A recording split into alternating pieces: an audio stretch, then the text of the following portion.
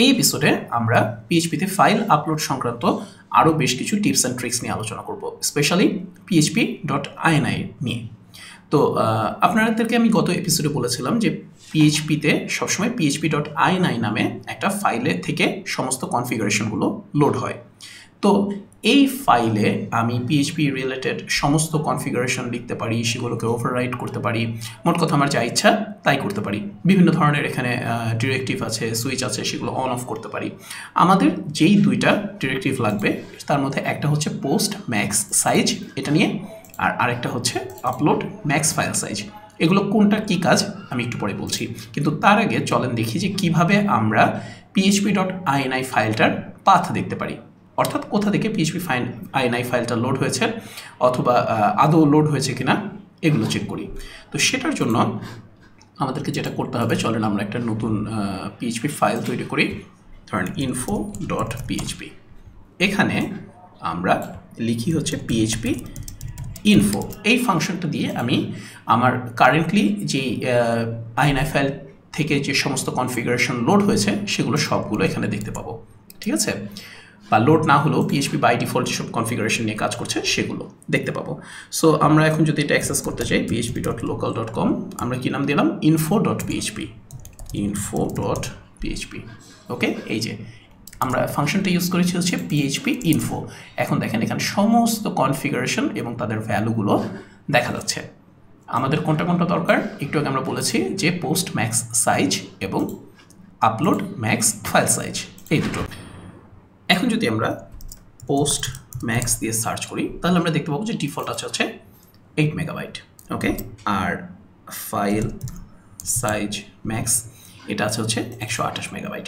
কিন্তু ultimately post max সাইজের কিন্তু মানে এটার প্রায়োরিটিটা বেশি, কারণ হচ্ছে আপনার ফর্মে যত ডেটা আছে, যত ফিল্ড আছে, সবগুলোর যোগফল হচ্ছে এটা।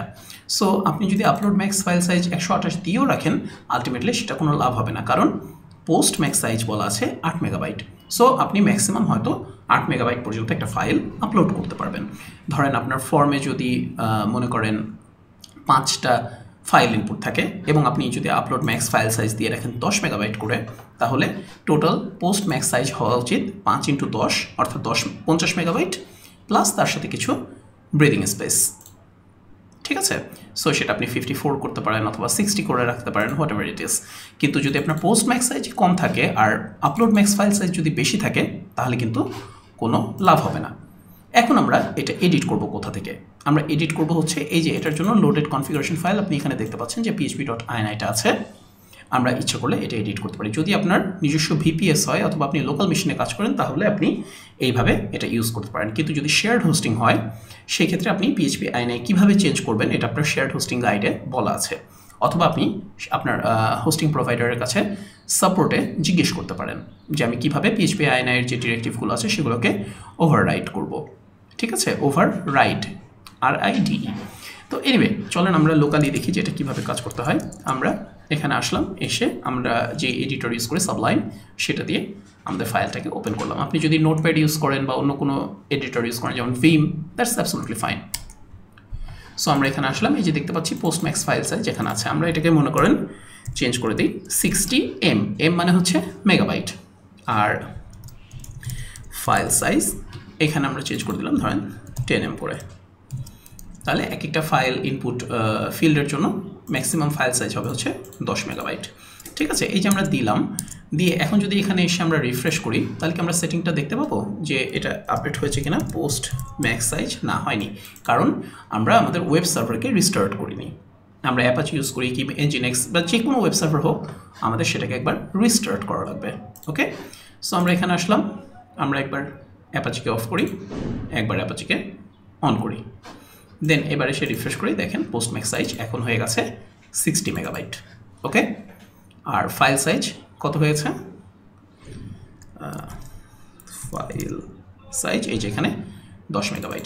এখন আপনি যদি শেয়ার্ড হোস্টিংয়ে থাকেন, অনেক সময় আপনি ইচ্ছা করলে cPanel থেকেও এগুলো চেঞ্জ করতে পারেন, যদি আপনাকে সেটা অ্যালাউ করা হয়। সেক্ষেত্রে আপনি যে cPanel আসলেন, যে লুক অ্যান্ড ফিলটা দেখতে পাচ্ছেন, এটাই মোরলেস সব জায়গায় দেখতে পাওয়া যায়, হয়তো কিছু অপশনস কম বেশি থাকে। তো এখানে আপনি যখন PHP দিয়ে সার্চ করলেন, দেখেন এখানে সিলেক্ট PHP ভার্সন নামে একটা অপশন আছে, আমরা এখানে ক্লিক করি, ক্লিক করার পরে এখান থেকে আপনি পিএইচপির বিভিন্ন এক্সটেনশন এনাবল ডিসেবল করতে পারবেন, কিন্তু সবচেয়ে ইম্পর্টেন্ট যেটা সেটা হচ্ছে সুইচ টু পিএইচপি অপশনস। আমরা এখানে ক্লিক করি, দেন আপনি এখানে দেখতে পাচ্ছেন এই যে পোস্ট ম্যাক্স ফাইল সাইজ, তারপর হচ্ছে for example upload max file size, এগুলো আপনি চেঞ্জ করতে পারছেন। ওকে, এটা ইম্পর্টেন্ট। এখান থেকে আপনি ইচ্ছে করে চেঞ্জ করে যখন সেভ করবেন অটোমেটিক্যালি আপনার ওয়েব সার্ভার রিস্টার্ট হয়ে যাবে এবং এফেক্টগুলো মানে কাজ করা শুরু করবে। এফেক্ট বলছি, অপশনগুলো কাজ করা শুরু করবে। তো এটা যদি না থাকে দেন আপনাকে কি করতে হবে, আপনাকে আপনার যে হোস্টিং প্রোভাইডার সাপোর্ট আছে সেখানে ম্যানুয়ালি একটা সাপোর্ট রিকোয়েস্ট রেখে তখন আপডেট করিয়ে নিতে হবে।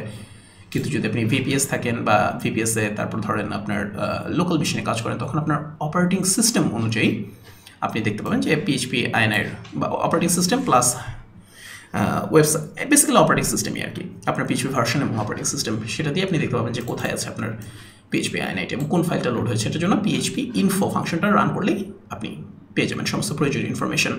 দেন ওই ফাইলটা ওপেন করে সেভ করলেই আপনার কাজ হয়ে যাবে। এবং সাথে সাথে অবশ্যই মনে রাখতে হবে যে লাস্টে যেটা করতে হবে সেটা হচ্ছে আপনার ওয়েব সার্ভার, সেটা অ্যাপাচি হোক এনজিনএক্স হোক, একবার রিস্টার্ট করা লাগবে। ওকে, সো এই মোটামুটি আপনারা এই এপিসোডে আমরা দেখলাম যে কীভাবে আমরা পিএইচপি আইএনআই লোকেশন বের করতে পারি, পিএইচপি ইনফরমেশন কনফিগারেশন যে ইনফরমেশনগুলো আছে সেগুলো দেখতে পারি, কনফিগারেশন ডিরেক্টিভস।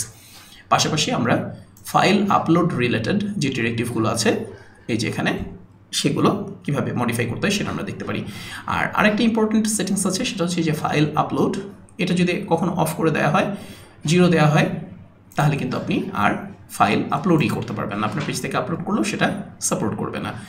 আর আরেকটা থাকবে হচ্ছে যে ম্যাক্স ফাইল আপলোডস, যে ম্যাক্সিমাম আপনি একবারে একটা সাবমিটে একটা ফর্মের মধ্যে কয়টা ফাইল আপলোড করতে পারবেন, ঠিক আছে?